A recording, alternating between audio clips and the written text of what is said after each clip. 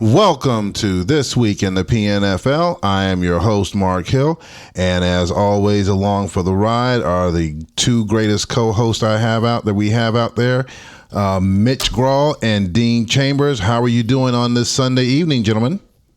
Very good. Fantastic. All right, fantastic. So, coaches, we're doing this a little bit early this week. We normally do it about Tuesday or Wednesday or something like that. We're doing it on a Sunday tonight.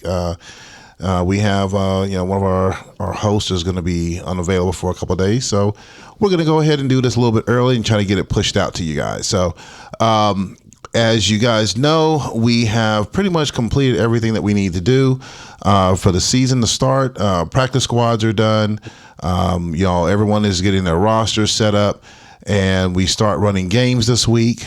So what we're going to do for this show, a couple things. We're going to just touch a little bit on the practice squad bidding. We're going to look at game planning and your PPPs. And then the best part of doing the show, we're going to start throwing out some predictions. The possum procrastinator has already gotten out there. I've already sent in a message that I need to have a little chat with him.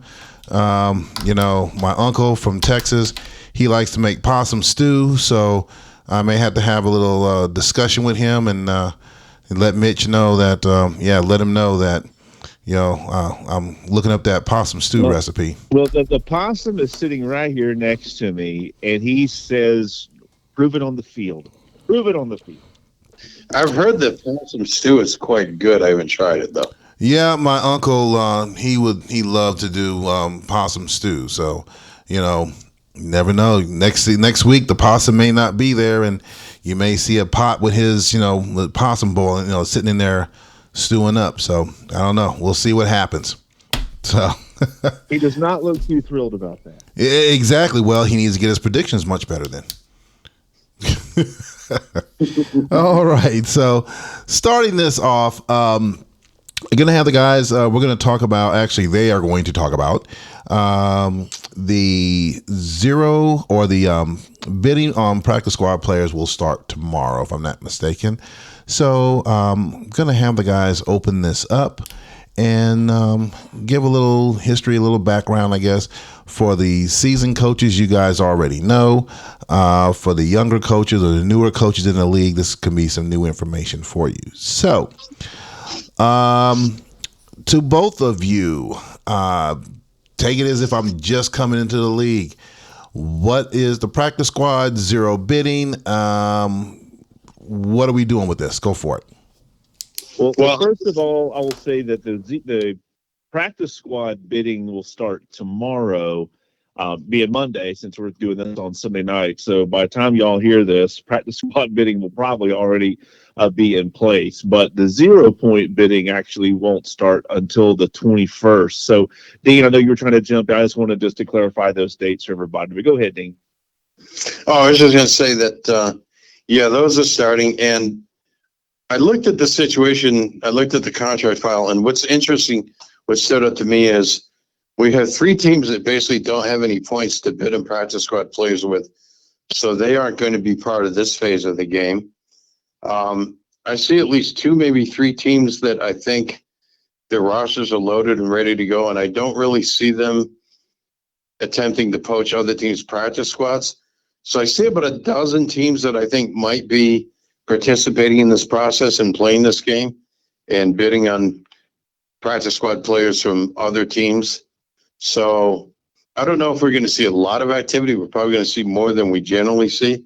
Many years we see very little. I think we'll see a little bit more this year with some of the players that have been put in practice squad. So I could see as many as a dozen teams participating, but it might just be a handful of teams. But we'll see. It'll be interesting to watch.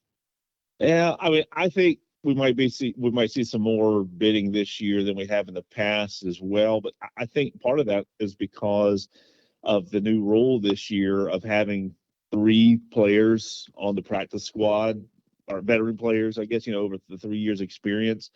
In the past, a lot of those players probably would have just been cut and would be sitting in the free agent pool right now, available for 0 point bids. So we actually might see 0 point bids down a little bit this year, but I think we'll see some folks maybe bidding for some of those veteran veteran practice squad members, particularly if they could fill a prominent role on their team. But I think the biggest change is going to be the 0 point bidding, because I mean, usually for me in the past, that was a way for me to quite honestly fill maybe a third offensive tackle position or a guard position, or maybe a backup defensive tackle or something, for nothing, and maybe keep a less experienced person on the practice squad. Looking across the board, at least for me, I don't really see anybody I would be even putting a 0 point bid on, because a lot of them are still are now on practice squads of teams where it's being cut. So that's one thing that I've picked up on. I don't know if you notice anything else, Dean. Yeah, let me just add one point of clarification. Keep in mind with the 0 point FA bids, especially in most cases, someone doing that would probably put that player in practice squad. At the end of the season, now granted you haven't invested any points when you bid 0 points, but at the end of the season, that's probably a player that's either going to replace someone who retires and you'll carry them on your 53-man roster into the offseason, or that's someone you're just going to release again. So that's basically there's only two reasons to place a 0 point bid right now. You want to have someone in your practice squad. It's like injury insurance. It could be like a fourth tackle or a fourth guard that's injury insurance or something like that, or maybe a third tight end if you're only currently carrying two in case someone gets injured. Either that, or it's a young player that's kind of a project that needs several training camps, and you're going to carry them on the roster at the end of the year, where you would re-sign them to a contract. So the 0 point bid gets you that player for this season. Then at the end of the season, you have to sign them or let them go. Right. So that's something to keep in mind with the 0 point free agent bids. Yeah. That's why in the past I've looked more to them for filling some spots or injuries versus bidding on somebody else's practice squad, because when you bid on somebody else's practice squad, one, you're going to have to give up something if you want to keep the contract, and if you're really looking at it as a short-term fill or a short-term solution, I prefer not spending any points. It just seems like the quality of those veteran free agents that are typically out there, particularly on the lines, that seem to be out there right after training camp, aren't there this year. And so I think that'll, for me, it's changing things. I don't know how it might change things for others, but I have a feeling it probably is. Now going in, and that's all I got to say about that. now going in with these lists, would you say that what I've been trying to do during the off season is kind of comparing how things look this off season compared to the previous off season? Would you say that for the practice squad players, there's better quality of practice squad players out there this season compared to last season, from what you've just kind of glanced over? I know you didn't do a deep dive into it, but just the overall view of it, do you think the quality is much better this season compared to last season, or is it pretty much the same? I mean, for me, I would say the quality, well, to be honest with you, I can't really remember last year's quite as much, but I know looking at some of the folks on practice squads, there are some players, especially the veteran players. It's like it's typically the veteran players, that are on practice squads this year that haven't been in the past, that I think could step in and play an immediate role on some teams. It's just, again, if you're looking for someone to come in and fill a role for a year or two, because most of these players are going to be ones that are probably going to retire next year or are long in the tooth. So the quality, I think, is pretty high compared to other years, but it's definitely not necessarily in the younger players. It's in the older players. Yeah, I agree. There's probably a few veteran players that people put in practice squad that someone may look at it and say, you know, that player could be useful to my team as a backup tight end or something, and they may get some bids. That's the answer that I was looking for, because I was thinking that is usually in the past, I think the practice squad players that are out there is like, yeah, they're going to stay there. No one's really going to look at them. But if there's some veteran players out there, you can be like, you know what, I might want to pick that one guy up. And I have to agree with you guys. You know, they're going to be long in the tooth. They're probably going to be, this is going to be their last season before they get cut or just dropped out or traded or whatever. So I think that the quality, someone may be able to pick a player out of there if they need to make that something to get that last push going, or hey, if I had this one receiver or this one halfback that could help me out, or a defensive player, you know, I may be able to find that veteran player out there. So possibility. But then again, as you said, you know, you sign them, you're gonna have to cut someone off your roster and move them down, or you know, you're gonna do some shuffling around. So somebody may be able to find someone out there that they may need for their team for this coming season. So I think we pretty much gone through that, unless you guys have anything else you want to add. No, I think we've covered it. Okay. Yeah, I think everyone has got. I think they've got it on the practice squad stuff. Okay. So pivoting over to our next topic, we're going to look at the game planning and your PPPs. As you guys know, the notice has been put out there that you need to get a, I guess you call it a sample PPP or a practice PPP sent in to the commish, so we can take a look at it to make sure that we are all following the guidelines properly.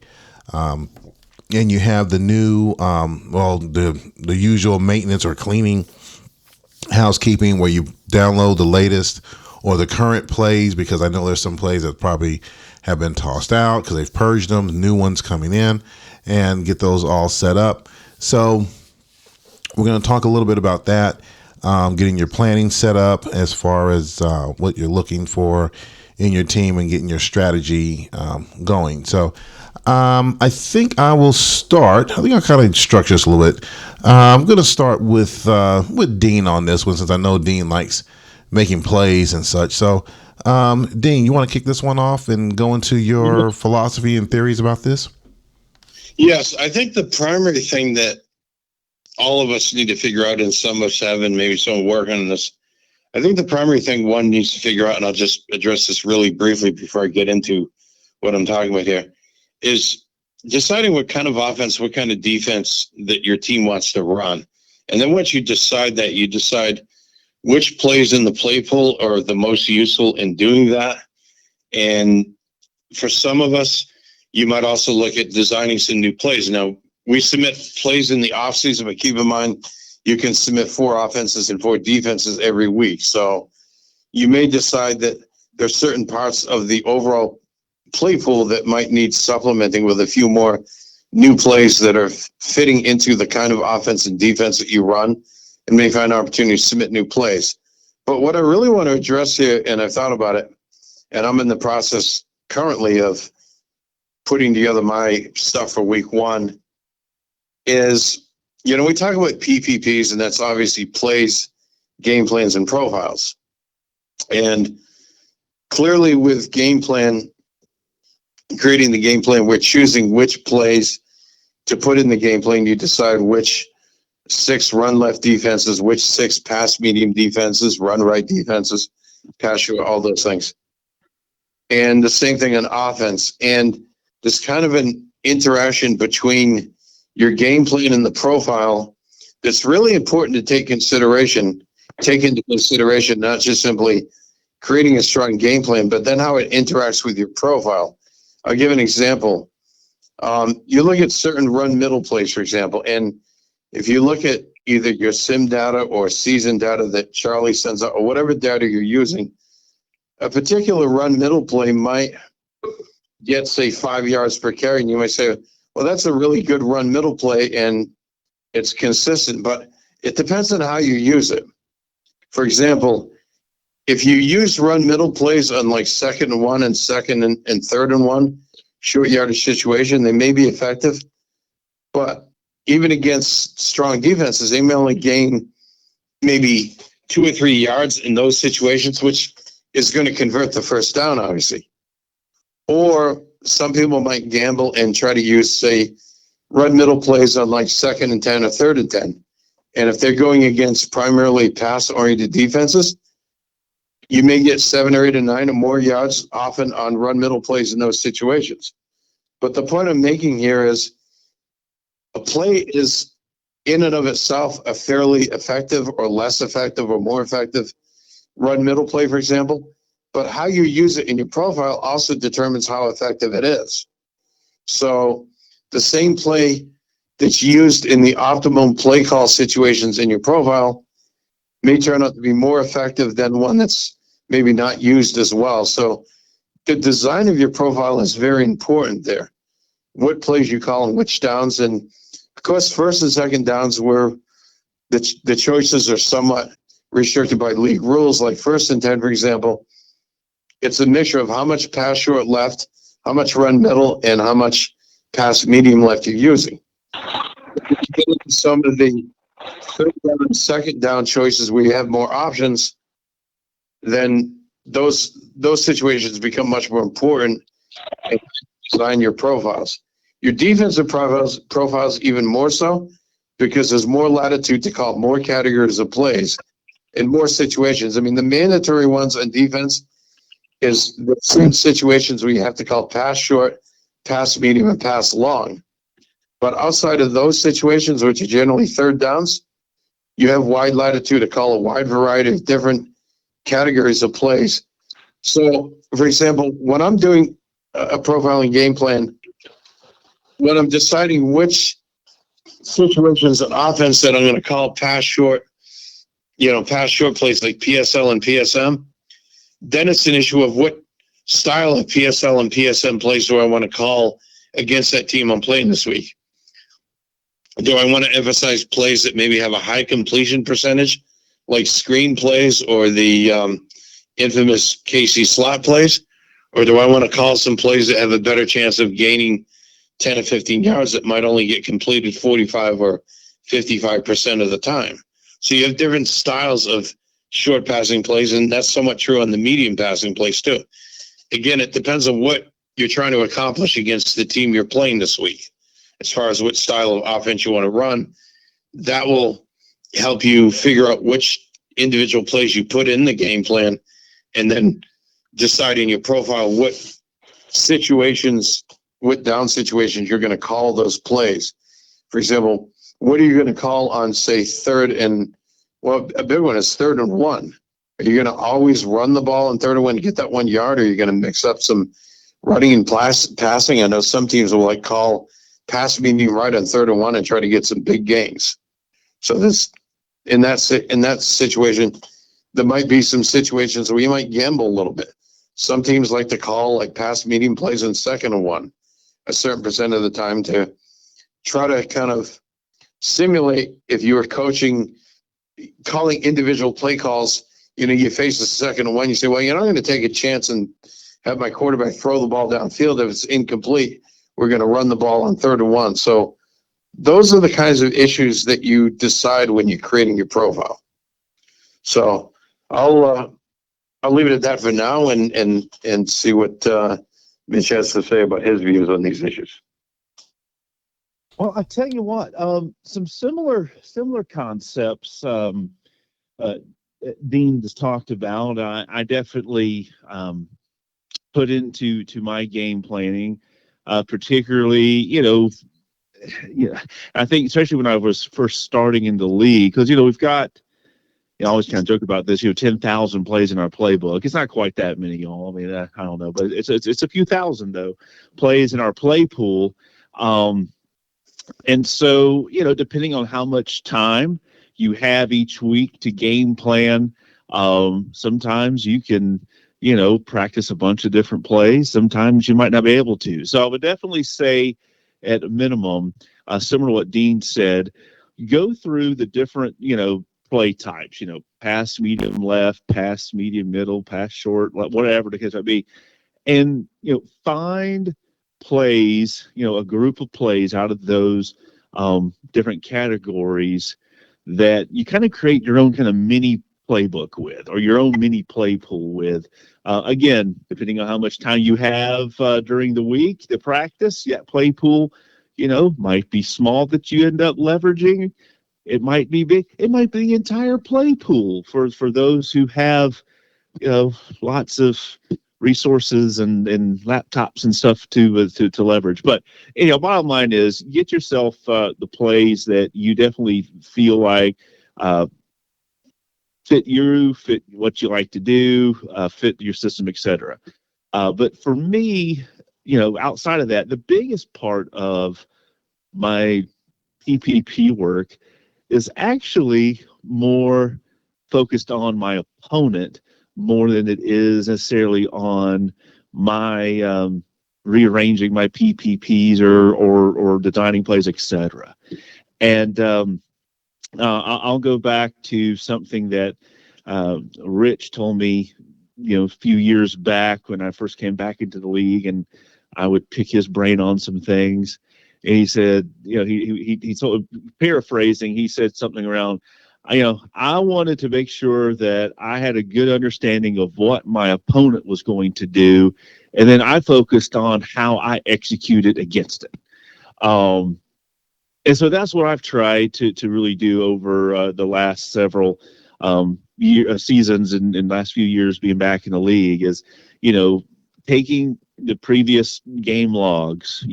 Sometimes depending on the situation, it might be 3 or 4, it might be 5 or 6, who knows, of my opponent, and really getting the feel of, what are their tendencies. When they played other teams that are similar to me, what were their tendencies?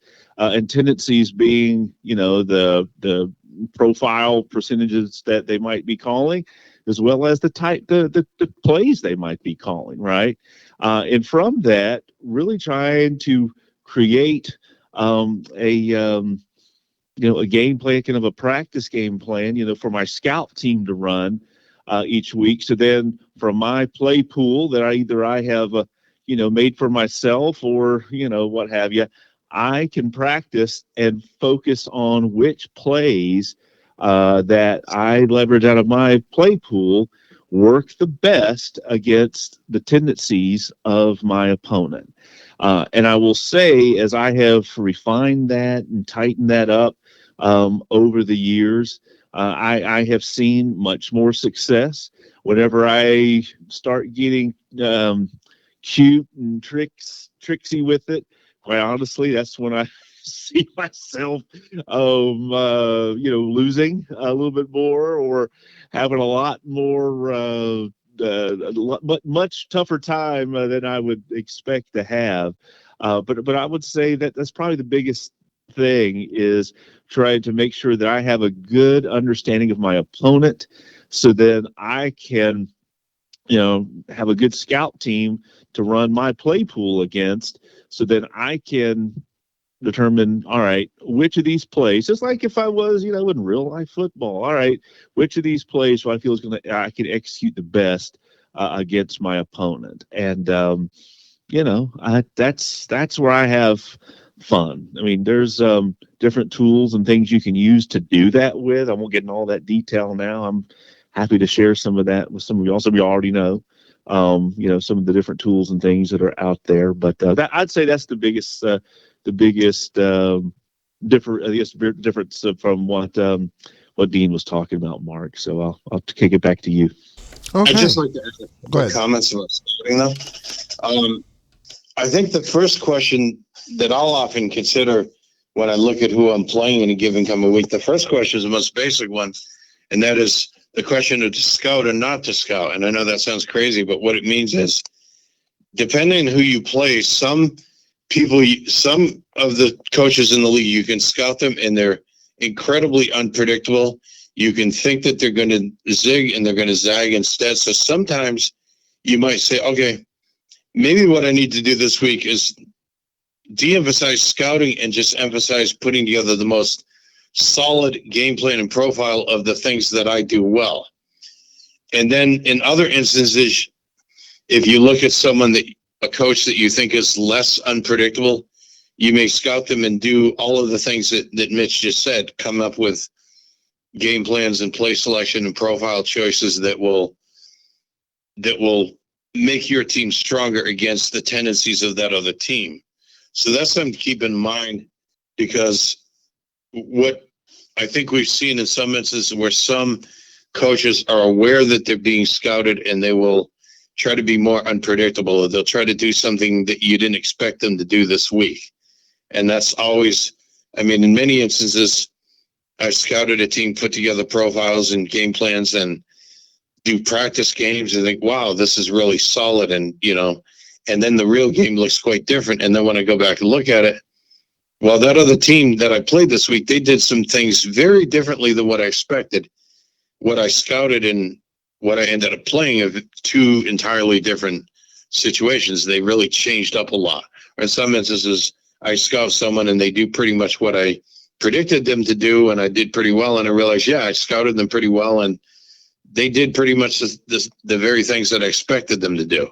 So that's always a consideration in scouting. How unpredictable is that other team, and how much are they going to surprise you? And if I can add on to that as well, that is a good, that's a good strategy as well. But also for the coaches out there, you guys got to, one of the things that some coaches will look at is that, are they going to be changing it up from week to week to week, or is it just going to be the same thing that you're running over and over and over?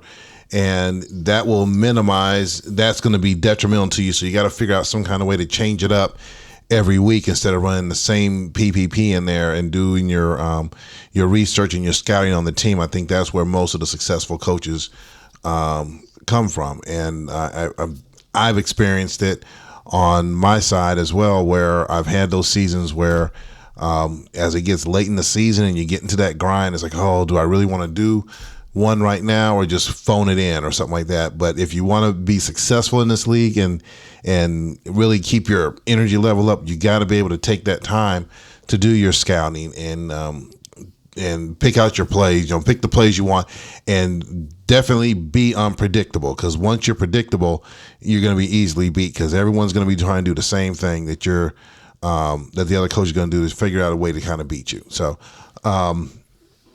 I think that's my little piece on it. So like I said, I let the experts talk, and I just kind of sit back, and I'm sitting over here taking down notes. So thinking they're going to give me a little tidbit. One quick comment about play selection. There was one time a few seasons ago where I said, okay, I'm going to be unpredictable. I'm going to use some different plays. I'm not going to use many of the plays I used last week. And I put together game plans, and I ended up getting beat that next week. And I thought, well, why did I get beat? I thought I changed things up. And I looked at my game plan and said, yeah, I changed plays up, but I chose a different set of pass short left plays and a different set of pass medium left plays and so on.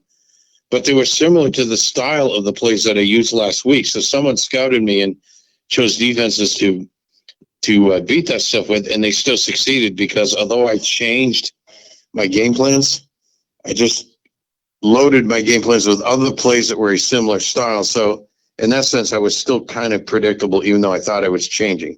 That's something to keep in mind. Okay. So we're going to go into the last segment of the show. And actually, the last segment of the show is going to be discussing the upcoming games. So we will go through this, and I hear my doggy in the background acting up, so probably someone's messing with him. So anyway, as we are going into week 1 and going through the games, what we're going to do this season, guys, for everyone, we're going to go through the predictions, and we're going to try and mix it up a little bit. So what we're going to do is each one of us is going to have a lead pipe lock. So, and part of the stipulation is, for our lead pipe lock, we cannot select our own team. It has to be our own game, actually. It has to be some other game. And we're going to kind of keep a running tally of this to see how this goes. And I think it'll add a little fun to this. So, as we head into this first week, we're going to start off with the New York Jets starting off with Vegas. So let's have Mitch kick this off. Well, I would say, Vegas gets welcome to the league, but actually I keep forgetting that Vegas was Denver for about 6 or 7 games last year. So it's not a welcome to the PNFL, but it's definitely going to be a welcome to Vegas, I guess. I think the Jets are going to win. Vegas is now an extremely young team, and we'll see what happens. But I say Jets win. All right, Dean. That's going to win. I think Las Vegas is going to put in a respectable performance, but facing the Jets week one, that's a tall challenge. I don't know that the Jets hardly ever lose their week one games, so I think the Jets will win this game. We don't have any of the spread yet that Rich has put out yet, but so we're not going to be able to say whether these teams are going to cover the spread like we normally do. But I would say the Jets are going to win this game. All right, I'll throw my little 2 cents in there as well. I believe that the Jets are going to win this game as well. The Jets have been the standard bearer in the league for quite some time. They kind of, I guess you would call it, they had a down season last season, and I think that they're probably going to start out and making a statement. So I am predicting the Jets on this one as well. So we're all in agreement. Next game, we have Indianapolis taking on LA. So we are going to start with Dean on this one. Yeah, I think this is probably the safest, in my view, the safest bet on the entire board. The Chargers are going to definitely win pretty easily. Okay, Mitch.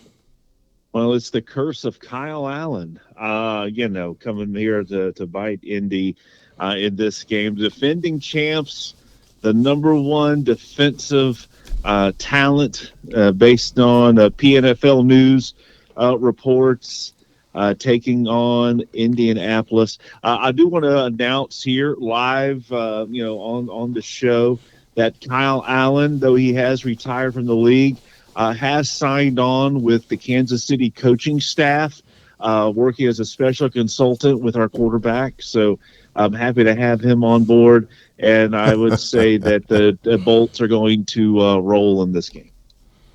All right, I will keep mine short and simple. I think that LA is going to build off of what they set up last season, and I am predicting LA will take this one as well.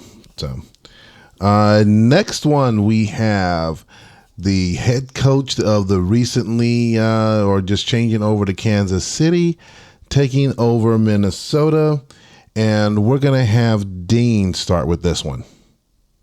Well, what I'm going to say about this one is, Mitch, you've been predicting the comeback of Barney as a coach this season, and I think on this game, as I see it, I guess they're going to say I'm going to put my money where your mouth is, and I think Minnesota pulls off the upset here and starts the season off with a win against Kansas City. Okay. Coach, what do you have to say about your game coming up? I am but a humble man, and traveling to Minnesota, I really don't see why anyone would pick Kansas City in this game. But if you do, Here comes Lou Holtz. I thank you for your confidence, and I will try not to disappoint you. Okay, I am looking at. I'm looking for the upset. I'm picking Minnesota over Kansas City. I know you do you're very diligent in doing your scouting, but I also think Minnesota is looking to turn themselves around from a disappointing season. So I think that it'll be a good game. It'll be a close game, but I do believe Minnesota will do the upset for this season or for this game. So that's my prediction. Next game, we have Pittsburgh. The new Pittsburgh Steelers coming into the league, taking on New England. Now, don't forget, guys, you still have your lead pipe block you got to use. So we're going to start with Mitch on this one. Pittsburgh at New England. I think this game can be potentially entertaining. well, all of our games are entertaining, right? But I think this game could actually be more fun than folks might realize. And having no idea what Pittsburgh is going to do, going into New England, coming off a playoff season, but still some unanswered questions. I think it's going to be pretty close. I'm going to take New England, but I think it's going to be pretty close. Okay, New England. All right, Dean. Well, I think we should remember the last time we had a coach named Lee in the league who was very successful. I think the new Pittsburgh coach may uphold that, and I think Pittsburgh is going to win this game. I think they're going to surprise people, and I think we may see this new coach is going to be very competitive. Okay, I am picking on this one. I'm picking New England. I think New England's going to try to continue to build again off of last season. Hopefully, if they really take the time to game plan, because again, as you said earlier, we have no idea what we're going to get from Pittsburgh this season, being that it's a new team, new coach. But I do believe that New England is going to stake their claim early and say, okay, I'm not going to be pushed over again. I'm going to be setting myself up, and they're going to come out and play a tight game. So I am picking New England for this game. Next one, we have the New York Giants taking on Jacksonville. Dean, we're going to have you start with this one. I think what we're looking at in this game, I think the Giants are going to play solid defense, and they're going to have Barkley running the ball and Jones passing the ball. I think they're going to have excellent balanced offense. This is my lead pipe lock of the week. Giants are going to win this game big. Okay. So that's the first lead pipe lock. Okay. Mitch, what do you have? Well, I don't know if I feel quite as confident as Dean does with New York winning big, but I do feel the same way that at the end of this game, New York will have the victory. I think the coach is going to be motivated having Saquon on his team. So I'm going with the Giants. All right. I am going to take the opposite approach, and I'm going to pick Jacksonville. I think, by the procrastinator, and everyone's thinking that the Giants are going to basically take this game, but I think that I tend to like the underdog on this one a little bit, and I think that maybe Jacksonville will come out and put a few wrinkles in there and design some new things that are going to kind of throw them off guard this week and come out with the upset. So I am picking Jacksonville on this one. Next game we have is Detroit at Washington, and we are going to start with Mitch on this one. Well, these Detroit-Washington games tend to be pretty fun and interesting. I think Jerry wants to get off to a fast start this season, and I know that I want to say last year it was a Detroit-Washington game to start the season with. I think Washington won by a point, if I'm not mistaken. It was very close. I think they're going to come out and really going to win it again. I'm taking Washington. Okay. Dean. I think the conventional wisdom is to pick Washington, and Jerry is one of the best coaches in the league. But, James is always willing to try things and do things differently, and I think he's going to try some things in this game and pull off the upset. Detroit wins. Okay, you're picking Detroit. I am going to go with Washington. I think Jerry's going to continue doing what he's doing. I mean, you got to remember, he was the mastermind last season against the Headless Horseman. So he is no slouch in his planning and his strategizing. And I think he will have a lot of logs and information from scouting. And I think he will turn around and he will continue picking up where he left off last season. So I am predicting Washington for this one. So next game, we have Chicago taking on the new NFC Seattle Seahawks, moving from the AFC to the NFC. We're going to start with Dean on this one. Yeah, what I see happening here is I think this is going to be a closer than expected game. I think Seattle is going to be much tougher than a lot of us think they would be, playing against the Chicago Cardinals, who have been probably the strongest team in the NFC for several seasons. I think Chicago will still win, but they're not going to cover the spread.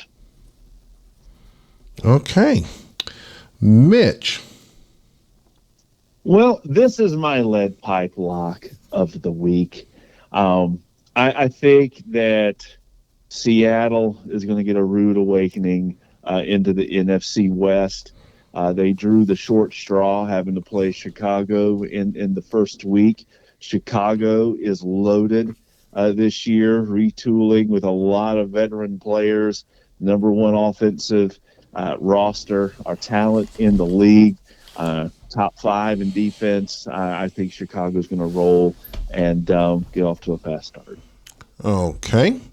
Now, I am going to do my Lou Holtz impersonation and just say, it's just going to be an honor to be on the field with such a good team, with so many good players. Our team, we're just switching divisions or switching conferences. So, we're definitely the underdog coming into this, but I think our chances are good. Obviously, we're always thinking that we're going to be in the game always, so that's what we're looking forward to. But just to be on the same field with them, it's going to be an honor, and we are looking forward to the challenge. I mean, just being mentioned in the same sentence as Chicago is like it's an honor. Yes, it is. It's just an honor. So, next game, New Orleans at Atlanta. We are going to start with Mitch on this one. I think this is going to be another interesting game this week. 2 playoff teams from last year, obviously, Atlanta making it to the Super Bowl, and New Orleans just coming just shy there, getting in that division. And so I just got this feeling that our friend from France, Coach Perez, is going to have a good start, and I'm going to go with New Orleans.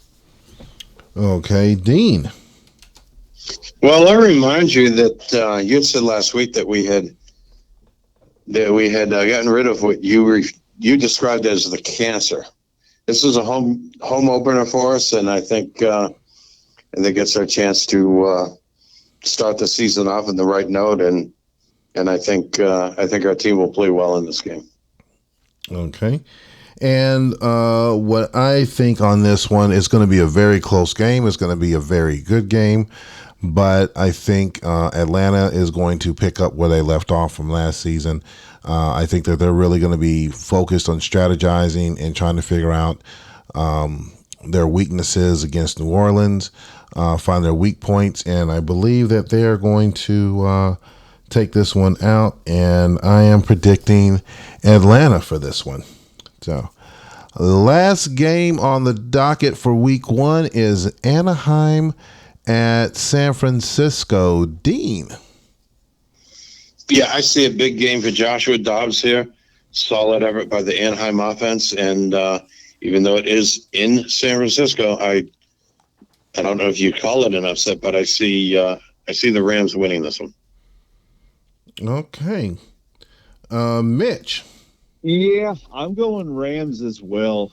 San Francisco's defense, they're a little light in the talent this year. And so I think the Rams, sometimes when they're focused, they can really put up some points and move the ball. And so I'm going to go with the Rams as well. All right. I'm going to flip my answer on this one. Initially, I was looking at this one team thinking that they would go ahead and put up a good showing. But as I take a look at some of the stats on my other screen as I'm going through this. I'm now changing it, and I am looking at Anaheim as well, and that is going to be my lead pipe lock for this week. And I think that Anaheim, again, if they're focused on what they need to do, handling their strategy, their planning and strategy, I think that they will take this game. And I think we don't know what the numbers are going to be, so I don't know if they're going to beat the spread or not because we have no idea what it's going to be. So it's just going to be straightforward. Are they going to win or lose? I am predicting Anaheim will take this game, and that is my lead pipe lock for the week. So as we come to wrap up week 1, I just want to let you guys know that next week we will have some highlights and a couple of little things, some, as I call, eye candy that you guys will see for visuals for the intro and for the game as well. So we're trying to kind of spice it up a little bit and make things look a little bit better for you guys to enjoy the show a little bit more. So as we are coming up to wrap up week 1, we're going to go around the table one last time. Dean, your final comments heading into week 1 of the season. Given where we've come through the last season, I think this season we're going to see as much, if not more, parity around the league as we saw last season. It's going to be very competitive, but don't be surprised to see a lot of upsets this season, including this week. I predicted some this week. I think we will see them. All right, Mitch. Well, off season is over. Week 1 is here. So there's only one thing left to do. Let's get it.